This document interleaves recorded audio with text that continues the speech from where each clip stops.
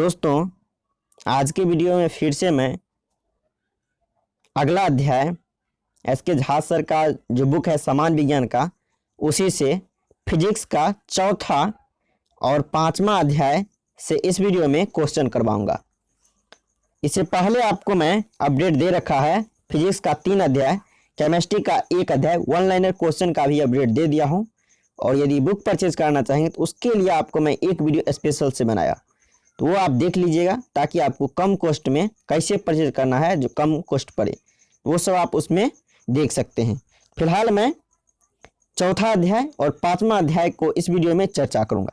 सभी क्वेश्चन आप देखिए कैसा दिया हुआ है।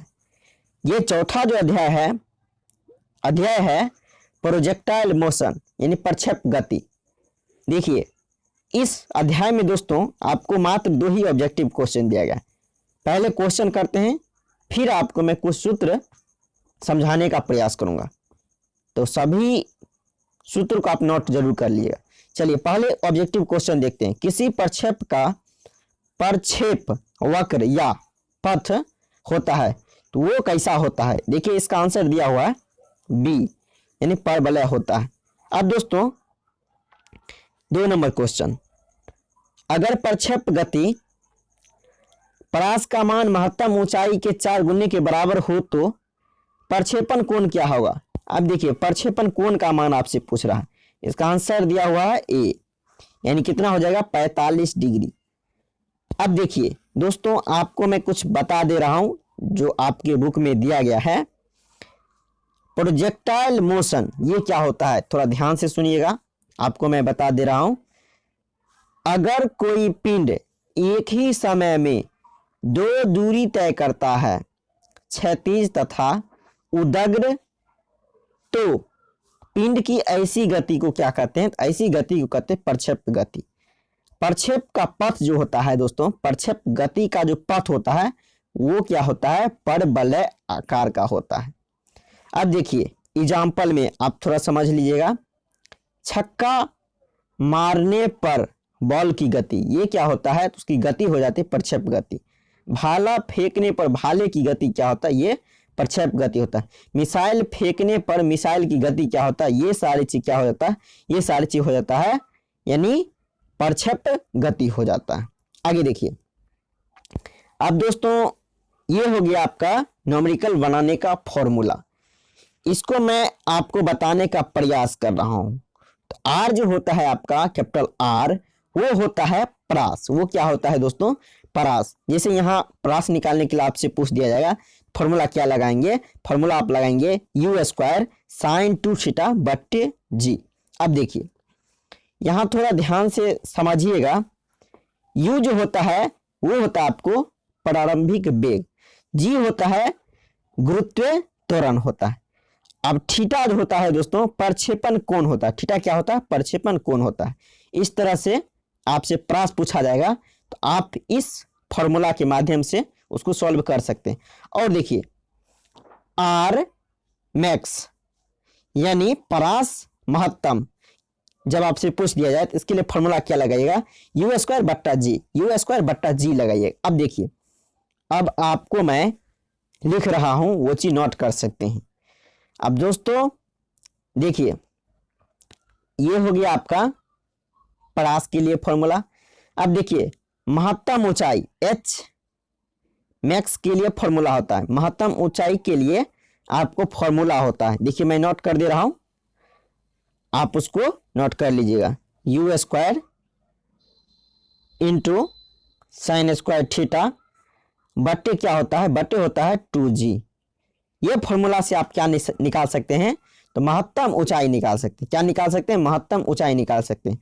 इसमें मैं बता दिया है u क्या होता है, तो वो होता है आपका प्रारंभिक वेग होता है, g बता दिया गुरुत्व क्या होता है त्वरण होता है, और थीटा क्या होता है, ये होता है आपका प्रक्षेपण कोण हो जाता है। तो इस तरह से आप क्या निकाल सकते हैं, h यानी महत्तम ऊंचाई जब पूछे तो इस फॉर्मूला से आप निकाल सकते हैं। अब देखिए दोस्तों कुछ और मैं आपको फॉर्मूला नोट करवा रहा हूं, नोट कर लीजिएगा। देखिए ये सब फॉर्मूला पे आपको न्यूमेरिकल मिलेगा। टी होता है, अब देखिए टी कैपिटल टी ये क्या होता है, उड़ान काल। क्या होता है, उड़ान काल के लिए फॉर्मूला देखिए, आप नोट कर लीजिएगा। ये होता है 2u साइन थीटा। क्या होता है, 2u साइन थीटा हो जाता है, और बट्टा क्या होता है, बट्टा होता है आपको g हो जाता है। यानी इसमें आपसे पूछ दिया जाएगा तो t निकालना है, उड़ान काल निकालना है कैपिटल T, इसके लिए आप फॉर्मूला ये लगाइएगा 2u साइन थीटा बट्टे g। ये फॉर्मूला से आप निकाल सकते हैं, यानी t कैपिटल T उड़ान काल निकाल सकते हैं। आगे देखिए, एक और फॉर्मूला है, उसको भी थोड़ा ध्यान से नोट कर लीजिएगा। अब देखिए स्मॉल टी, इसमें क्या होता है, स्मॉल टी भी होता है, उसको मैं नोट करवा रहा हूं। तो स्मॉल टी, अब देखिए स्मॉल टी होता है आपका चढ़ान काल या उत्तरायण काल के लिए जब आपसे फॉर्मूला पूछा जाएगा तो आप क्या लगाइएगा दोस्तों, तो ये लगाइएगा आपको किस चीज के लिए, क्या फॉर्मूला, टी स्मॉल टी का फॉर्मूला लगाइएगा। इसके लिए देखिए फॉर्मूला आता है कैपिटल T बटा 2। ये होता है, एक फॉर्मूला और होता है u साइन थीटा बट्टे क्या होता है, तो ये होता है g। इसमें मैं सभी चीज बता रखा है, capital T u theta g, ये सब का मान आप रख दीजिएगा, आंसर आपका आ जाएगा। अब देखिए 1 नंबर क्वेश्चन को ध्यान से करते हैं, और मैं बता दोस्तों ऐसा क्वेश्चन आपको आरआरबी ग्रुप डी 2018 में पूछा गया क्वेश्चन है। किस कोण से फेंके जाने पर कोई वस्तु सर्वाधिक दूरी तक प्रक्षेपित होती है। अब देखिए इसका आंसर आपको दिया हुआ है डी नंबर ऑप्शन, यानी 45 डिग्री। अब दोस्तों इसमें देखिए आरआरबी ग्रुप डी में जो क्वेश्चन पूछा गया था वो कैसा क्वेश्चन था, कहा गया था जब कोई खिलाड़ी क्रिकेट खेलता है तो कहा जाता है बैटर जो बॉल को मारता है कितने डिग्री पर जो मारेगा, कितने डिग्री पर जो गेंद अधिकतम सर्वाधिक दूरी तक जाएगा। कहने का मतलब ये था कितने डिग्री पर मारेगा बॉल को, कहने का मतलब ये था। तो इसका आंसर देखिए क्या हो जाएगा, 45 डिग्री। तो यही क्वेश्चन आपको पूछा गया क्वेश्चन था। अब चलिए न्यूमेरिकल्स देखते हैं दोस्तों। मैं न्यूमेरिकल के लिए आपको फॉर्मूला करवा दिया, वैसे ये सब जो न्यूमेरिकल देख रहे हैं इसका मैं PDF आपको डिस्क्रिप्शन में दे दूंगा, वहां से आप डाउनलोड करके इसको जरूर बनाइएगा, प्रैक्टिस जरूर कीजिएगा दोस्तों, क्योंकि प्रैक्टिस बहुत ही जरूरी होता है, इसको आप बनाइएगा जरूर। चलिए आगे का जो चैप्टर है दोस्तों, देखिए ये आपका वो चौथा अध्याय का था। आगे का जो चैप्टर है आपका 5वां अध्याय। 5वां अध्याय है क्या चीज दोस्तों, तो वो है आपका उत्तोलक से। उत्तोलक से अगला चैप्टर 5 नंबर चैप्टर है, जिसको इंग्लिश में क्या कहते हैं, इंग्लिश में कहते हैं लीवर कहते हैं। अब दोस्तों उसमें क्या था, इससे पहले अध्याय में आपको 2 ही क्वेश्चन ऑब्जेक्टिव दिया गया था, और इसमें चलिए देख लेते हैं कितने ऑब्जेक्टिव क्वेश्चन। दोस्तों इसमें आपको 7 ही ऑब्जेक्टिव क्वेश्चन दिया गया। तो पहले ऑब्जेक्टिव करते हैं, फिर आपको मैं कुछ इसमें जो दिया गया उसको बता दूंगा, उसको आप नोट कर सकते हैं। चिमटा। अब दोस्तों चिमटा फायर टंग्स किस प्रकार के उत्तोलक का उदाहरण है। इसका आंसर दिया हुआ है सी, तृतीय श्रेणी का उत्तोलक है। ये क्या है, तृतीय श्रेणी का उत्तोलक है। 2 नंबर क्वेश्चन, मशीन की क्षमता कैपेसिटी होती है, मशीन की क्षमता यानी दक्षता जो होती है वो कितनी होती है। इसका आंसर दिया हुआ 100% से कम होता है, सी आपका आंसर दिया हुआ है। क्षमता दक्षता एक ही चीज हुआ दोस्तों, पावर जिसको कहते हैं इंग्लिश में, यानी कैपेसिटी। देखिए 3 नंबर क्वेश्चन, उत्तोलक किस सिद्धांत पर कार्य करता है। इसका आंसर दिया हुआ है उत्तोलक काम करता है आर्किमिडीज के सिद्धांत पर। 4 नंबर क्वेश्चन, यह भार W है और प्रयास P है तो यांत्रिक लाभ होगा।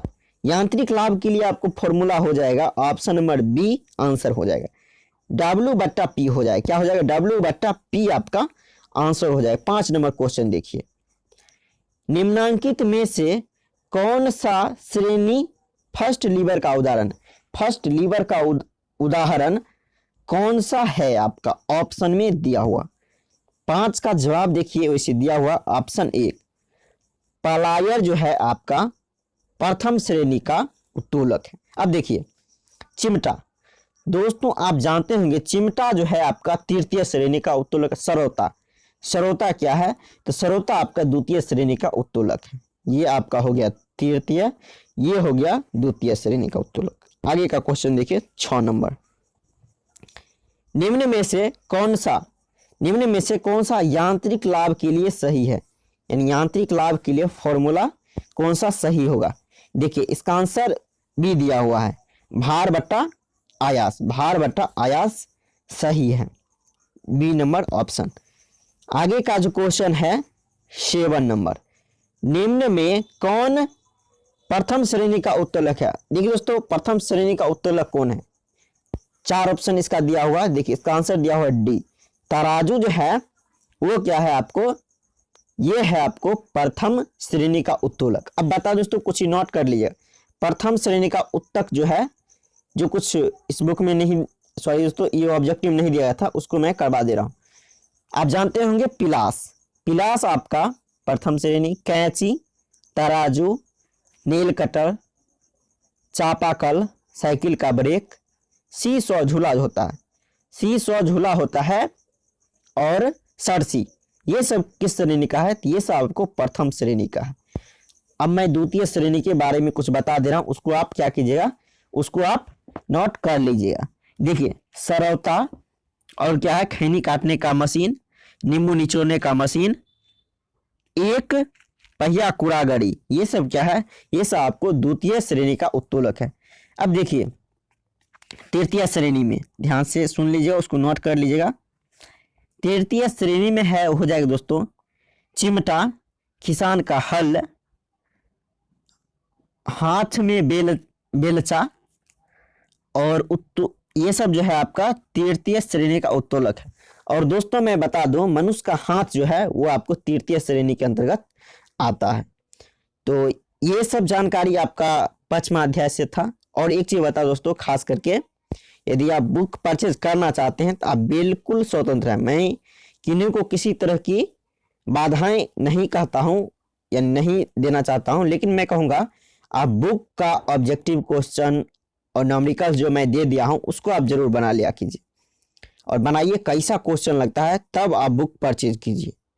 क्योंकि मेरे कहने या किन्हीं के कहने से आप विश्वास मत कीजिए। मैं कहूँगा सबसे पहले आप उसको अवलोकन कीजिए, कैसा क्वेश्चन दिया हुआ है। इसके लिए मैं बहुत सारा वीडियो बना दिया हूँ, आप देख सकते हैं। तो आप देख करके जरूर लीजिएगा, ताकि बाद में आपको किसी तरह की बाधाएं ना हो, ताकि पछताने को भी नहीं मिले दोस्तों। तो दोस्तों आज के लिए इतना ही, फिर नेक्स्ट वीडियो में मिलते हैं, तब तक के लिए जय हिंद।